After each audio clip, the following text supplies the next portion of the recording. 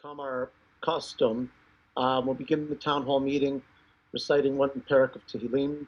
I ask everybody to please, you can join responsibly. I'll recite the parak, and afterwards, I'm going to ask Rabbi Hartstar to please introduce Dr. Santos.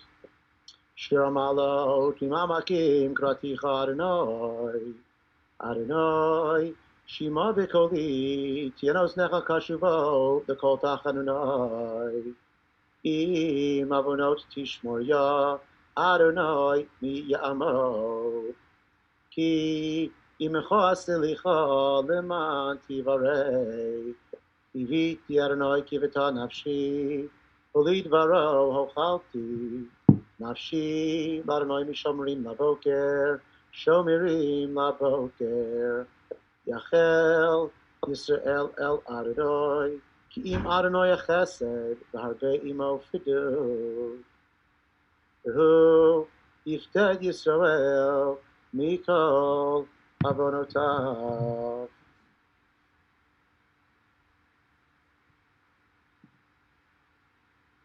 Good evening, Erev Tov, everyone. Thank you, Rabbi Kroll. Over the course of these past 4 weeks, we have come together as a community in so many different ways. We have continued to learn Torah and general studies and to daven as a yeshiva. We have prepared for Shabbat together. We said Havdalah, celebrated Purim.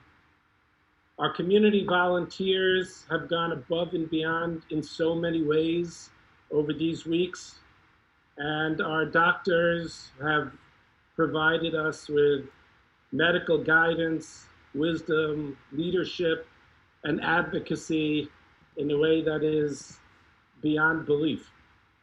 One of the things that we must invest in together as a community, in addition to our concern for our physical health and well-being and the physical health and well-being of those around us in the broader community and around the country, is that we also must invest in our positive mental health and well-being during this challenging period. And while we've spent so much time over these weeks focusing on things that we really, really need to focus on and must continue to be diligent about in terms of social, physical distancing, and taking care of ourselves and our families and having a sense of normalcy, it is so important for us to be concerned and to work together to develop a sense of mental health and well-being during this difficult time. And tonight we are really, truly privileged to host and to have participating with us Dr. Laurie Santos, who is professor of psychology at Yale University, director of the Comparative Cognition Laboratory, and the head of Yale Silliman College. Dr. Santos has been a featured TED speaker.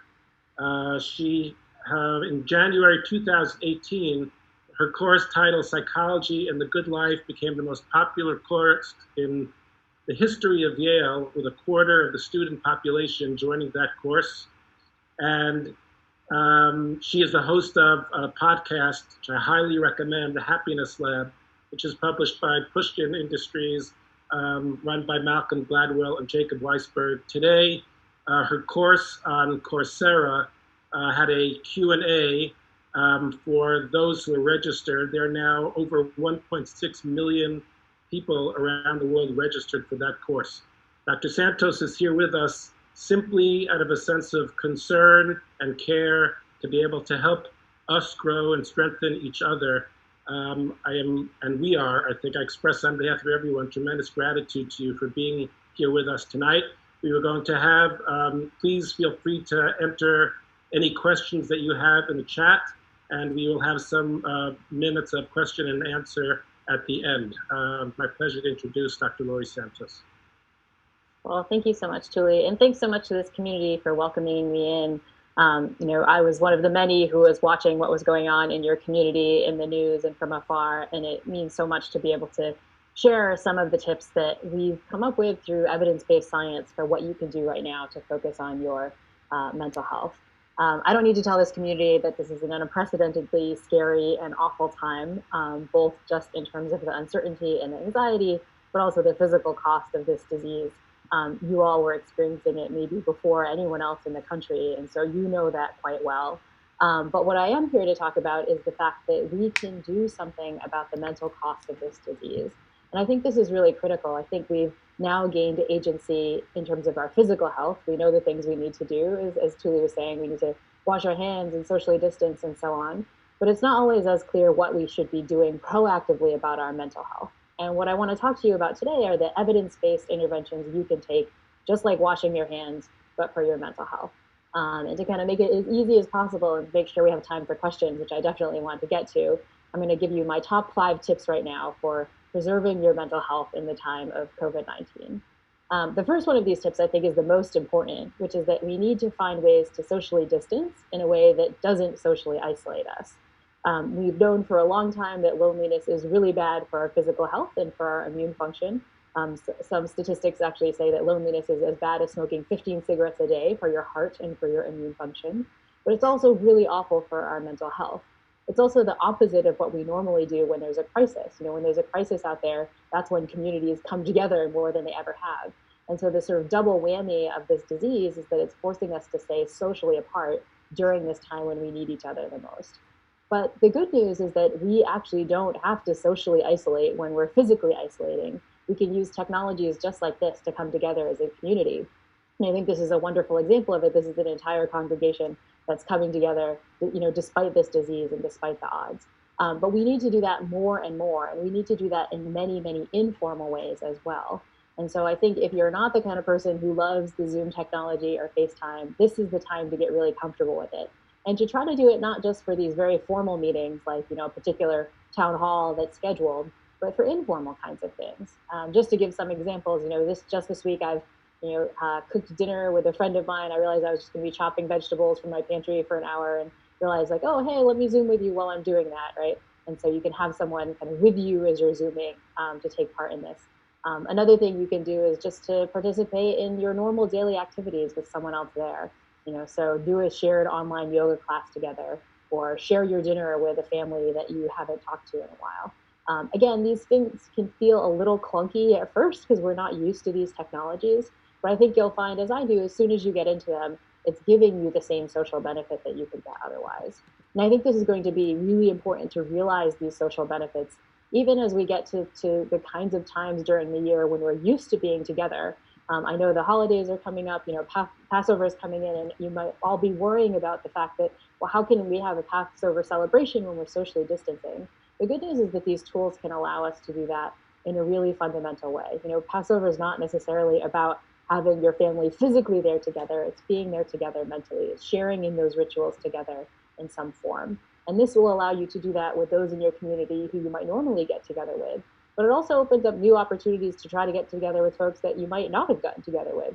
That relative over in California that you haven't seen in a while, or, I don't know, an aunt or an uncle in Israel or something. Like, you can bring those folks into the fold with these technologies that allow us to cross time zones and meet with each other in good ways. And so that's kind of tip number one, is to really take intentional action over socially distancing in a way that doesn't socially isolate you, and to make use of all these technologies. And in the question and answer period, I'm happy to give more specific tips about how you can do that if you want some.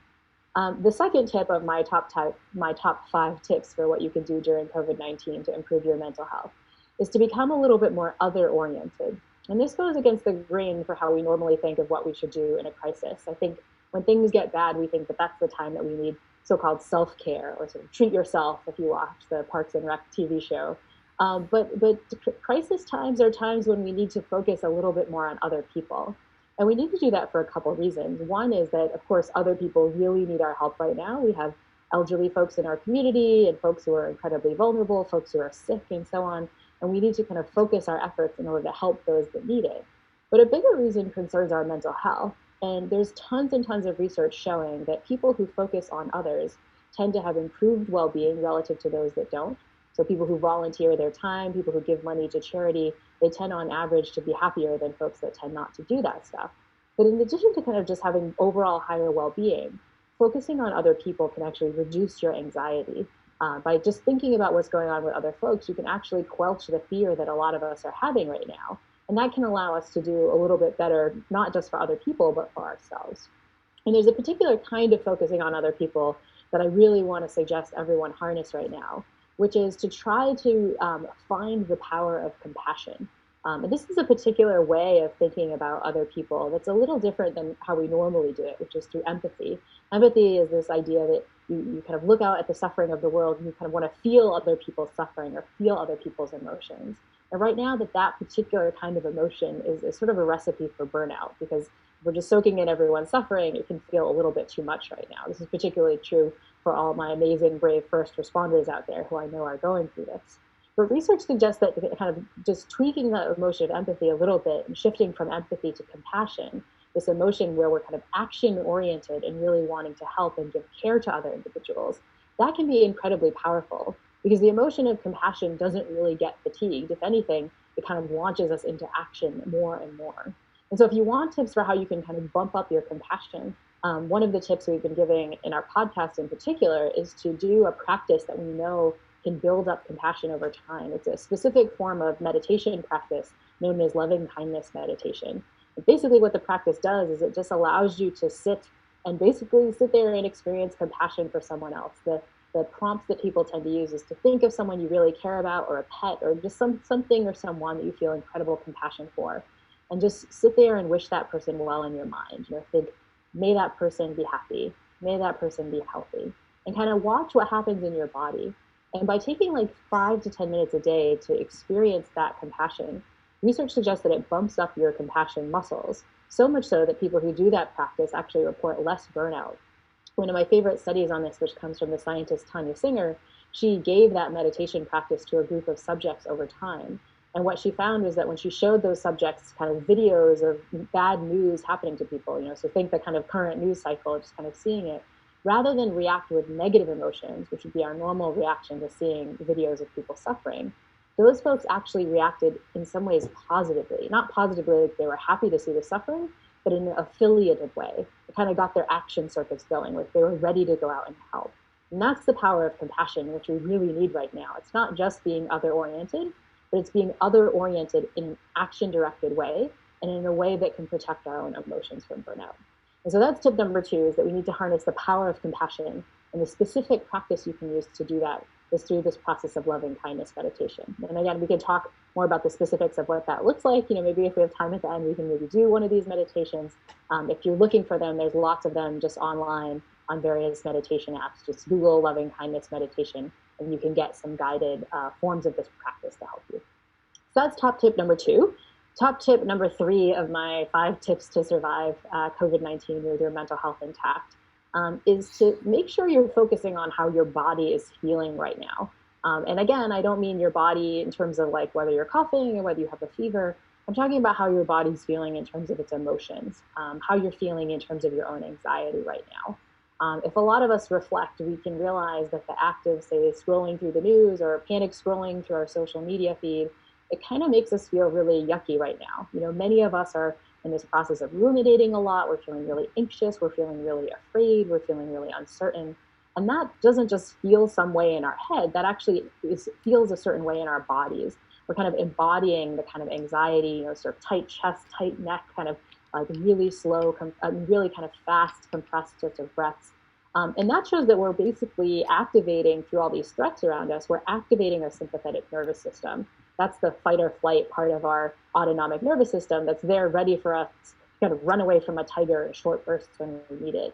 We know that activating that long term is not really great. Obviously, those of you who are activating your sympathetic nervous systems know it doesn't feel great right now, but it's also not great for our immune function. It's not great for our sleep. It's just not great in general. The good news is that we have one stopgap on our sympathetic nervous system, which is that we can harness the flip side, which is our parasympathetic nervous system. We're getting a little bit of a biology lecture, kind of kick back to high school biology here.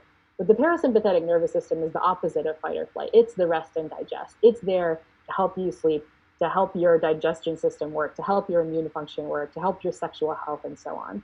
And there's not many ways to turn on these different parts of the autonomic nervous system, but there is one way to turn on the parasympathetic nervous system, and that is through your breath. You might have heard this like mantra of just breathe, when you're feeling stressed out, just breathe. And that can sound kind of aggravating of like, what do you mean just breathe? But what folks mean if they're doing it right is you can harness a certain kind of breath that transforms the way your autonomic nervous system is functioning so that the parasympathetic comes on. And the way to breathe is just the slow, deep breaths that we all know can kind of calm us down. In particular, a slow, deep breath that actually comes from our belly. And so we can all do one together where you just sort of deeply breathe in.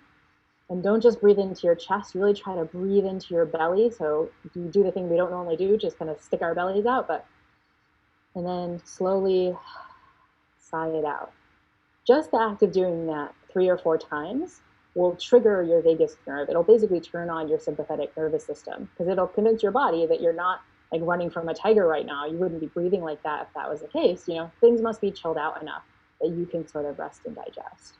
And this is a power that you can turn on at any point. This is something I've been using a lot lately. I've been busy with meetings throughout the day, and then I get to the end of my day, around 5 or 6 o'clock, and I'm about to cook dinner, and I realize my chest is really tight and my neck is really tight. And that's the moment where I realize, oh, this is when I need to make sure I'm breathing the right way. And it's amazing what a couple minutes of just doing that basic breath where you can turn on your parasympathetic nervous system can do. It can really help chill you out when you're feeling especially anxious. So that's tip number 3, is to take time to calm your sympathetic nervous system. Tip number 4 is relatively similar to tip number 3. It's to find ways to get back to your body's basics, because that's what really matters for your mental health right now. What do I mean by getting back to the body's basics? I mean the things we know we're supposed to be doing but get really hard in times of stress. Things like taking time for exercise. The research suggests that a half hour of cardio every day is basically equivalent, psychologically speaking, to a prescription of Zoloft for reducing depression and anxiety symptoms. We forget that exercise is as powerful for our mental health as it is for our physical health. But of course, it's the kind of thing that falls by the wayside when we can't get to our gyms, we can't do the normal thing, and just our routine is kind of out of whack. So what can you do to dive into exercise this week? Even if you're trapped inside in a small apartment, you can go on one of the many free exercise classes that gyms all over the country are offering right now. You can even engage in exercise practices like yoga that have this nice mindfulness component where you're even thinking about other people and pursuing compassion, or even sort of taking time to watch your breath and be a little bit more mindful. The other getting back to the basics, which also is really hard right now, is sleep. Again, it's, the first thing for me that went in the course of this crisis is sleep, because we're feeling anxious, we're feeling uncertain, and so on. But we really need to prioritize it right now. It too is incredibly important for our mental health, and obviously it's also very important for our immune function. How do we prioritize sleep when we're feeling anxious? Well, I think going back to the basics kind of helps, right? If you're exercising, you're naturally making your body tired in the evening. And if you're taking time to kind of do those deep breaths, you're able to harness your parasympathetic nervous system in such a way that it can turn on and actually make you go to sleep. My final sleep tip is for those of you who are panic scrollers like me, try to find an end point for that panic scrolling in the evening. These days, I've been trying to put the technology away around 6 or 7 o'clock at night so that it kind of just goes away. I'm not on the news anymore. All that news in the 24-hour news cycle will be there the next morning. But it just allows me some time without the blue light, without the anxiety of this new information, to kind of get my body in a state of rest. Another tip is to make sure you have time for some rituals before sleep. Can you have a nice, decaffeinated tea, or, put some lotion on, or just kind of, have some schedule and ritual that you do right before bed that can kind of convince your body, like, okay, wait, this is rest time. This is the time to go to sleep. Employing all of these things now is becoming really, really important. And so that was tip number 4, kind of get back to the basics. And tip number 5, which I think is the most important, is that in addition to compassion for other people right now, we also need to deliver ourselves some compassion, this idea of sort of self-compassion. I think so many of us are used to a lifestyle where things are busy, busy, busy, where we have to be productive, where we have to be perfect for our kids and perfect for our spouses and so on. And this is a time that everything just sucks. Like, we're going to be anxious, we're going to be scared, we're not going to be our best selves. And the worst thing we can do right now is to keep beating ourselves up over that. And so give yourself a break in the way you would give a break to a family member you care about or a really good friend, and just cut yourself some slack. Part of that loving kindness meditation practice I mentioned before allows you to tell yourself some compassion. So may I be happy, may I be healthy. And if you struggle with self-compassion, that can be a powerful practice. But whatever you should do, you should cut yourself some slack. Don't beat yourself up. We're all not going to be the perfect parents or spouses or workers or employees this time, and that's okay. And so by cutting yourself some compassion, you also make it easier for others to do the same. And so those are my quick 5 tips. I think I've left at least some time for questions, so I'll switch over, and hopefully Tuli can go through the chat and tell me all the wonderful questions you all have been coming up with while I've been chatting here. Sure. Thank you so much, Dr. Santos. And again, encouraging people to please feel free to add questions to the chat. I just want to begin by bringing our children into the conversation in 2 ways. One is what you would suggest in terms of all of the things that you described for kids of different ages. We are, in our community from, toddlers through high school. And how would you guide parents in terms of their interactions with their kids to help them with that? And the second part of that question is, what guidance would you give to parents who are trying to take care of themselves in that way while they're actually trying to help kids along in that process? Yeah, great question. So I think with the kids, I would really start with all the same practices I just mentioned. So kids also are going to get lonely, and it's awesome if you can find ways to help them connect through technology. And that looks like different things for different aged kids. For your teenagers, it looks like, basically what you're going to do over Zoom, allow them time, private time, where they can use their technology to connect with friends. For littler kids, it might look different, but you can harness technology just the same. One of my close friends with toddlers has been doing play dates where she downloads coloring pages from the internet that her kids' friends are downloading too. So the kids on either side of the Zoom feed each have the same coloring book, the coloring pages, and they're kind of coloring together. And so for younger kids, it helps to have some sort of shared activity, but those are exactly the kinds of things we would do. Again, you can get creative and basically make play dates across these technologies in the same way. At first, again, I'll admit it feels a little clunky, but honestly, we can kind of sink right into it. And then I think all the other tips I would say applied for kids just as well. Kids are also going to need some exercise in their lives. What would it look like to let them, do this kind of jumping around Zumba video with you? Kids also need to be prioritizing their sleep. And I think you need to be protecting them from the kinds of anxiety-provoking stimuli, particularly the news and social media and things that they might be seeing before they go to bed too. And finally, I think you can encourage your kids to have a little compassion for one another and for themselves right now. And honestly, the way that you can do that best is in some sense to embody it yourself. And this is the most powerful thing I think parents can do for their kids right now, is that if we know anything from the science of psychology, we know that there's emotional contagion. In other words, your panic, your anxiety, your calm, your being in the moment, your joy, your laughter, they're going to catch that. You're kind of embodying what they're assuming the right response is right now. And they will copy that. And so one of the most powerful things you can do to influence your kids' emotions is to try to do these kinds of interventions yourself so that you're in a good state, because that's going to transmit really powerfully. So I think that gets back to the second question, which is, what you need to be doing is to be taking care of yourself first, and that kind of thing will have a positive effect on the family down the line as well. Well, how would you counsel people for whom kind of first reaction is, I'm supposed to figure out how I can help and what I can do, and the idea of taking care of myself at this time feels selfish. Like, why am I focusing on myself? And somehow our intuition is to pull it in the opposite direction, in a certain sense. Totally get it. I think this is a lot of people's intuition, but think of what happens when there's an emergency on a plane, right? You're asked, when the oxygen tanks drop down, you're supposed to put your own oxygen tank on first before helping other people. And there's a reason for that, which is that you can't pour from an empty cup. And even if you're trying to pretend you're not feeling frazzled or anxious or any of that stuff, your kids will see it. Ask them, do you think when mom's trying to hide her anxiety, people see it, and your kids will be like, yes, we see it, right? And so that really does mean that there's power to helping yourself first. You have permission, like the scientist is telling you, but really, again, you cannot pour from an empty cup. You have to be focusing on these things yourself. in order to do better for your kids. And that's going to be like, giving yourself some self-compassion. It's going to mean you're not going to be a mom that's on all the time. It's going to mean you're going to actually have to take time for yourself as well. Could you give just a very basic first step in terms of kind of the importance of breathing for someone who's looking to engage in that kind of calming myself down and focus, first steps towards kind of crossing that hurdle? Yeah, no, I think first step honestly is just noticing how much you need it. That's what's worked for me. Like I'll be cooking and I'll be ruminating about all this stuff, and then I'll notice my chest is tight, and then I'll have this kind of health anxiety reaction where I'm like, oh my gosh, my chest is tight. Maybe I have symptoms of COVID, like my chest, like short of breath. I'm like, wait a minute, I don't have a fever right now. I'm lucky in that sense. I'm short of breath because my body is doing this. My sympathetic nervous system is freaking out.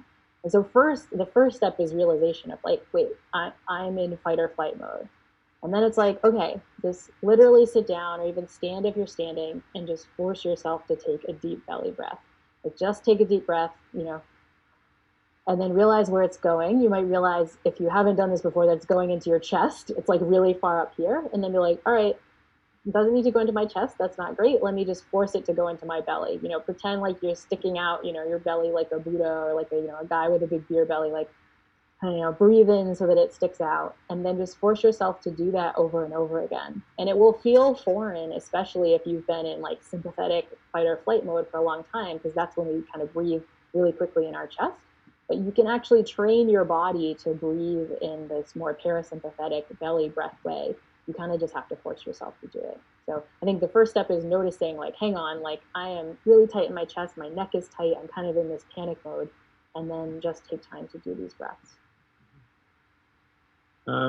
Is there something specific that you would draw on from, I feel like there's a focus here on, for obvious reasons, on the anxiety and the concern, and your work has been focused on trying to bring out or help people recognize the Happiness Lab is about, you recently interviewed Ken Harris, is it that Ken Harris, yeah. Mm-hmm. Could you talk a little bit about the happiness side of things, almost like developing that positivity side, even though we're focused a little bit more on how to not be so stressed out, how to be kind of draw on some of the happiness research? Yeah, no, great question. I think, that really is the flip side. And one thing I think for the happiness side is to give ourselves permission to feel joy.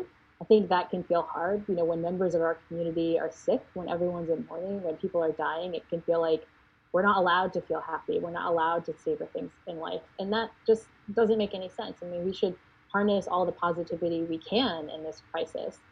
So it's okay to kind of experience joy in this time. And I think the joy in this time comes from a whole host of things. It comes from the fact that there's all the things that we would normally savor that we're kind of appreciating even more right now when we know there are people that are doing without. If you're a family who has, your kids close to you, think of the folks who are single out there, who are living alone, who don't have that kind of community. That's a moment to savor. If you're lucky enough to have food in the pantry, think of the folks who've lost jobs, who are really worried about those kinds of things. Like, there's so much to feel incredible gratitude for, and that can really bump up your happiness. A second thing I think that people don't like to admit is that, there are some ways that we could look at this, the awful time and this strange situation of social distancing and sheltering in place as a sort of gift. I was just thinking, like, I'm a busy academic, I'm traveling all the time, I'm busy all the time. I have this strange time windfall right now where a lot of my meetings have been canceled. I have a little bit more time. My husband and I are in the house together. If you had told me, 6 months ago that, like, in 2020, there's going to be this 1 month period where all your meetings are going to get canceled and you're just going to have a ton of time with your husband to just kind of savor and cook meals and, like, not have to do anything and not ever have to go out, I might have said, like, that sounds amazing. Where do I sign up for this vacation? It's awful that it comes with this terrible crisis. But there are these, like, mini gifts in there, and we can appreciate those mini gifts and savor them without kind of not doing justice to the bad stuff out there. I think as long as we're focused on helping the people who are suffering, it behooves us to experience some joy. That's how we're going to promote our own resilience, so that we can help the folks that are in real need right now. Our Jewish community, the guilt is actually a big factor in the way that we think about things. I'm sure that we're not the only ones, but Yeah, I'm Catholic. We got the same thing, you know, it's like the old school, yeah. And that's why I ended with this idea of self-compassion, right? Like the thing, you know, this disease is beating us up. The social isolation is beating us up. You shouldn't, in addition, beat yourself up. That's not hurting. That's not helping anyone, right? If you can allow yourself a little self-compassion during this time, it will promote your resilience. It'll make your family happier. It'll protect your immune system, so you're less likely to get this horrible disease. I think like kind of finding ways to reduce guilt can be really powerful. And the main way is like just remembering like the Yale lady said to not do this. So you know, if you see a family member saying like, oh, you know, like, what am I doing? It's like, oh, you know, Yale lady said no guilt, some self-compassion here. So we can help each other not beat ourselves up too a little bit too. I have two more questions, if we could. One is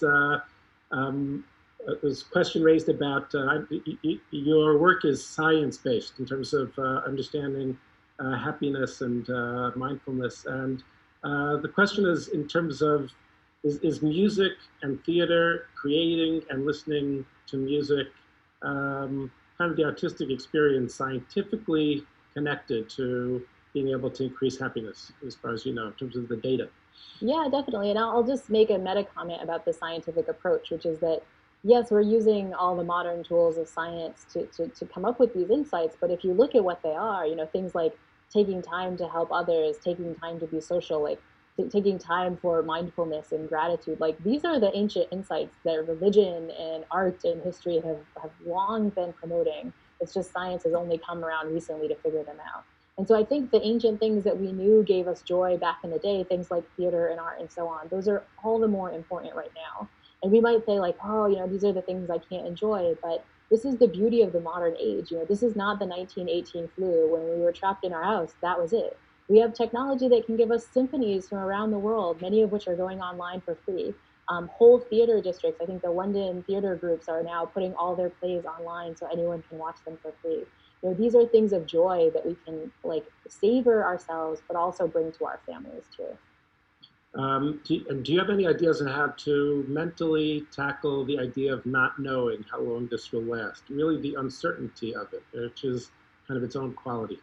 Yeah, I'm feeling you on this one because that's the one that I'm hardest hit with. In fact, I got 3 emails from students who are like, I can handle everything else, but I can't handle the uncertainty of not knowing if I'll be back in the fall semester. And, you know, you can just kind of feel the anxiety that comes with that uncertainty. I think, you know, the one thing to do is just to accept that and to kind of validate it. Like, yeah, that part of the uncertainty sucks and we just don't have control over it.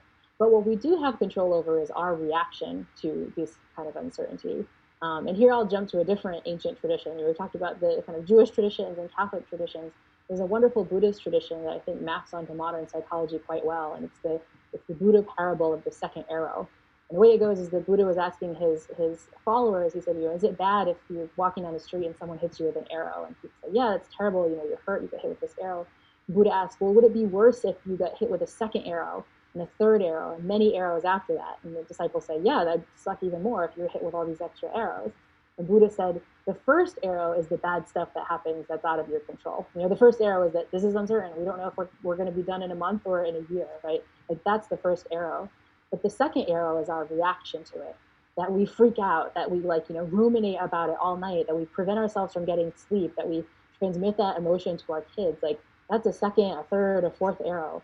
We can't control the first one. You know, none of us can make this crisis go away, but a lot of us can control those second and third arrows. We can find ways to calm ourselves down, to stop ruminating, you know, to switch off the panic scrolling, to help one another. All those are things we can do to take action. So the uncertainty sucks. There's no two ways about it, and it's really scary.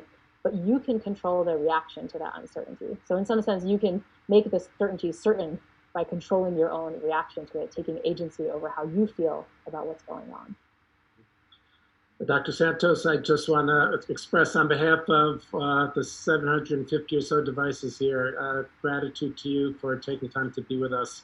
We're really grateful, and thanks for giving us strength, and wishing you good health and all the best as well. Thanks for being here. Thanks so much. All the best for your community. Thanks for having me. We'll see you guys soon. Rabbi Krauss.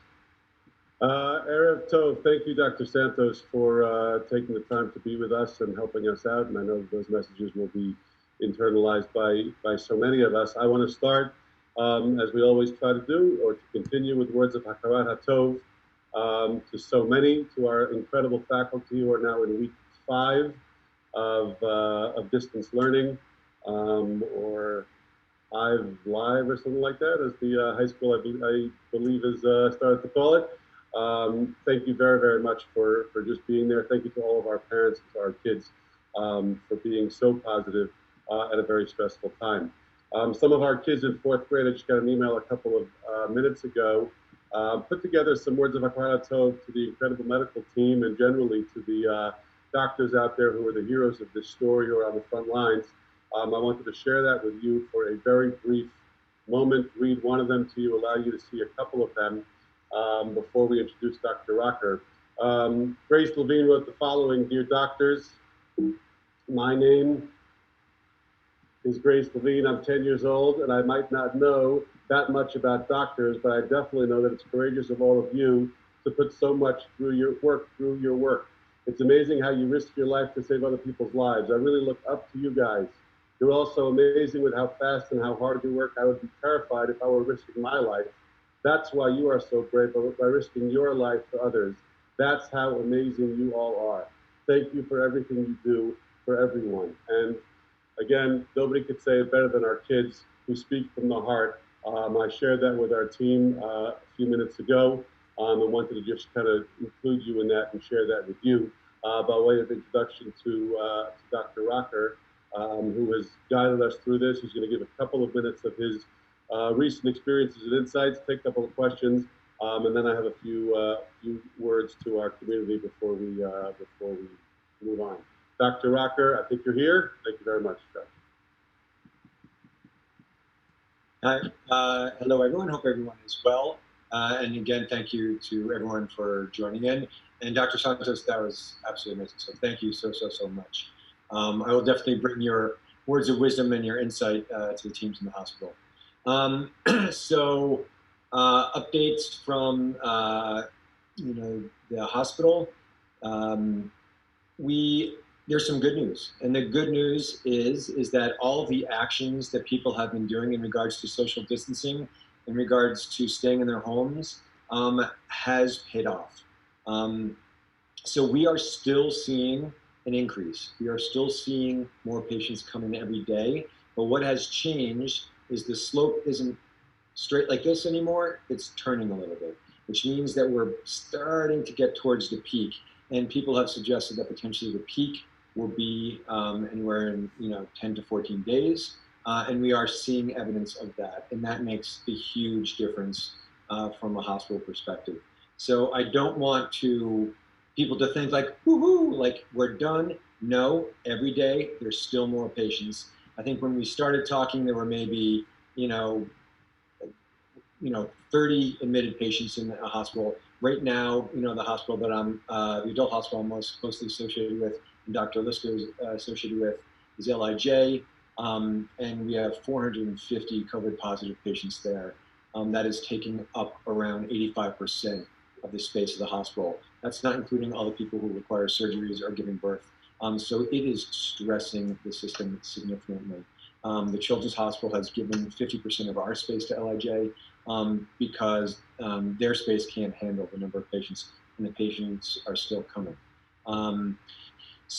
But the good news is everything that you guys are doing, that stressful, thing of staying indoors, is making a difference, because we are seeing the flattening of the curve. We are seeing that spike isn't going straight up anymore. The spike is, starting to curve, and that is an enormous benefit. So thank you to everyone. So I still want to reiterate the same things that we have said before, is because it has worked, we want it to continue to work, and we want people to continue to practice the same things that they were practicing before. And the main things are washing hands, social distancing, and really the best you can, staying inside, minimizing your exposure to others, and really planning out your week. So if you have to go out and get things, kind of consolidating it into as few trips as possible. And when you go out, try to stock up. If you're shopping, not for a few days, but for a week or 2 weeks, so you don't have to go out much. So there were questions that people sent, and I'd like to address some of those. One of the questions was about masks. Do I need a mask? What's the benefit of a mask? So the benefit of the mask is a fewfold. As we've discussed before, this is a respiratory droplet infection, and we know that when someone coughs or sneezes, so let's say you have a mask and you are healthy, you do not have it. When you walk out, if someone coughs or sneezes, it's not going to go near your mouth, it's not going to go near your nose. It may go near your eyes. So does it protect you from that? To a certain extent. But what it does do for someone who isn't sick is it kind of prevents you from touching your face, right? You may touch your mask, but if you're touching doorknobs, you're touching other things, you aren't introducing it to your nose or your mouth. And so that's important. Now, for those who are sick or those who are shedding the virus, and you may be shedding the virus and not feel sick, and that's the confusing part, right? So someone who is about to get sick in 2 days, or someone who has it and has the virus in their secretions, in their saliva, in some of their, in their boogers in their nose, the runny nose, they may not feel sick.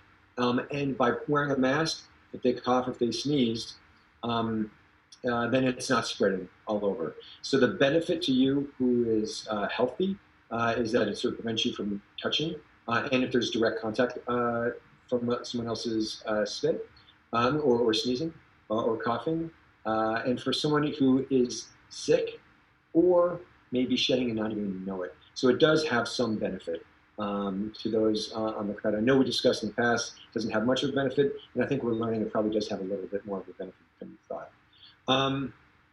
How long is this going to last? I don't exactly know, but the whole concept, and if people looked earlier back, we talked about flattening the curve. If we didn't flatten the curve, it would have been a much higher spike, and then it would have been an equal, quick dive on the way down. If we flatten the curve appropriately, the curve will start, but then once you hit the peak, you're actually not at the 50% point yet. There's still going to be illness for a longer period of time. It's not equal on this side and on this side. So by people quarantining, that's great. And then the question is well, can I stop self-quarantining once that goes down? Well, if you do, then it could just spike up again. So if people are saying, oh, we hit the peak in 10 days, does that mean, we're going to be able to stop self-quarantining at that point? I do not believe that is going to be the recommendations of the Department of Health or the governor or anyone else at that point. So I would, in regards to the question that was raised with Dr. Santos, the uncertainty of how long this is going to be, I would anticipate this to be several more weeks. If I am positive or likely positive, when can I return sort of into society? So remember, returning to society is really just returning to the recommendations of social distancing and still quarantining. But still, that's a real question, because if people are in isolation in their home and really minimizing the exposure to the other family members, people want to know, when can I sort of, hug my kid? And the answer that the Department of Health initially said was that we have to have 2 negative tests. No one's doing that anymore. And so what we're really saying is 3 days symptom-free from the time of the last symptom, knowing that the cough sometimes can linger a little bit longer. So if you're still having body aches, you're still having mild fevers, you can't start the 3-day count until you're really feeling much, much better and only have a little bit of a mild cough. People are asking about things coming into the homes. What do we do if I go shopping, if there's a delivery from Amazon, if someone's delivering food to our home? So what I would recommend is you could bring that into your home. You can, unpack it, put it away, wash your hands. Throw away all the baggage associated with it, and then wash your hands. And while you're doing it, be very thoughtful not to touch your face or anything like that. And ideally, if you could, whatever you just brought into your house, give it, a day or so before you go to it again, just because if there's any virus, on it, the best is to sort of let it be for a bit.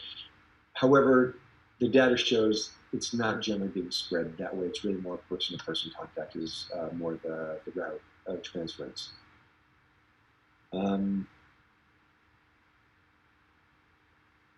If we get it, are we immune? The likelihood is yes.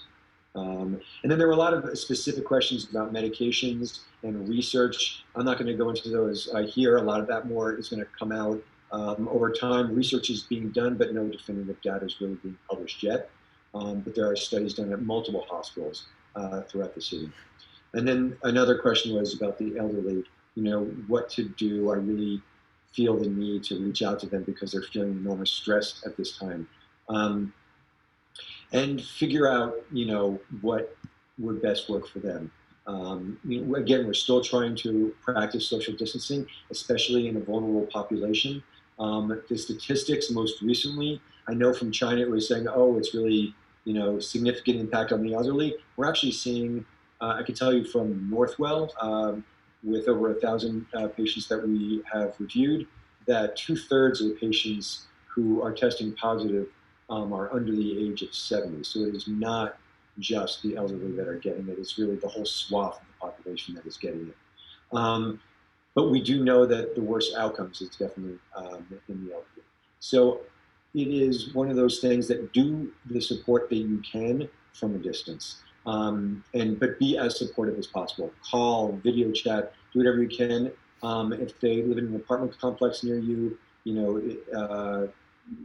if you could visit, but maybe in the hallway, do something, minimize contact, because it still is a risk to that family.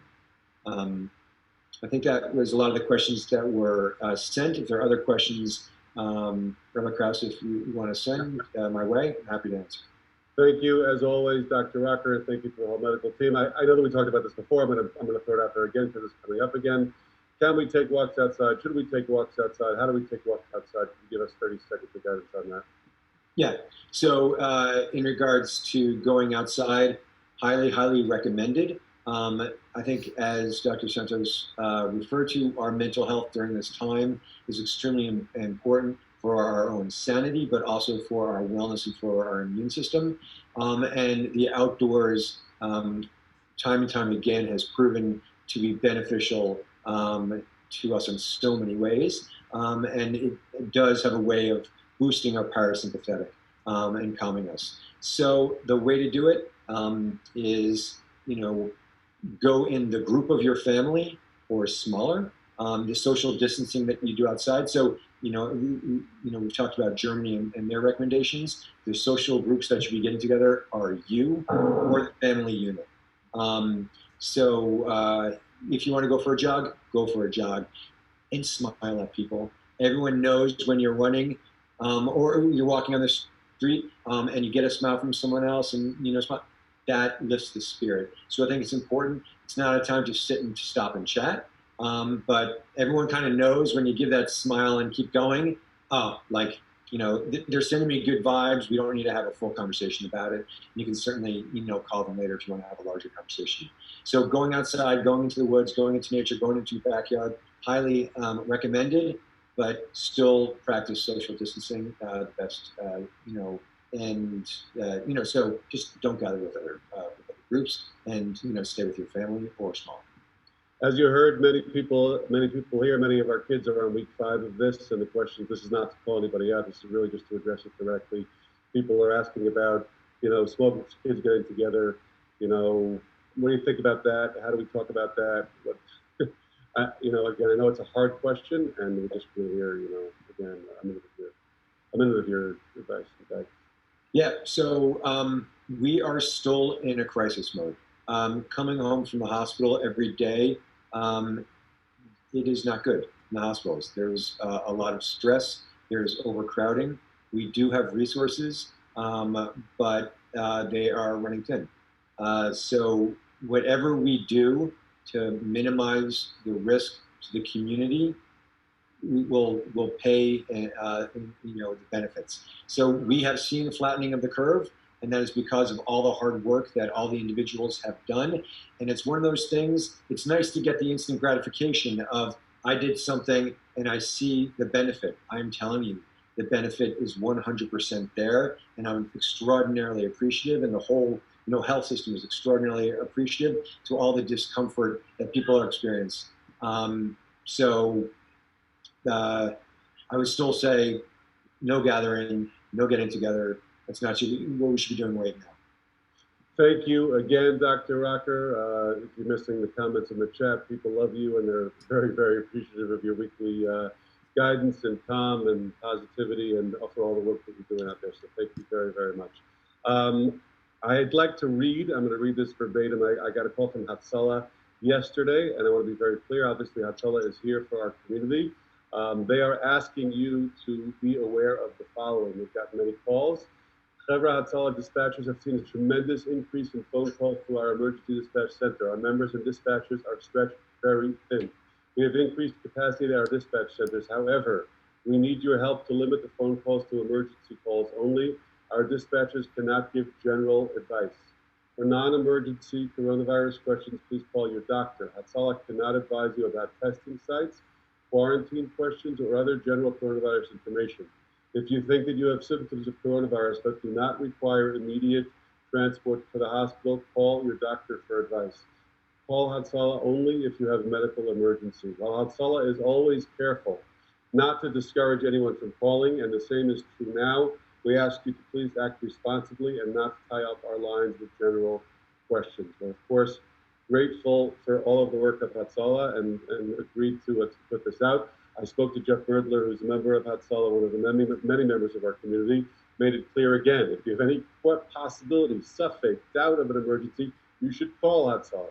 But if it's not, then please go to other avenues, including our hotline if there are general questions that we might be able to answer, and it's not an immediate medical emergency. We are not going to have our regular town hall next Monday night. We're hoping to do something a little bit different for Pesach.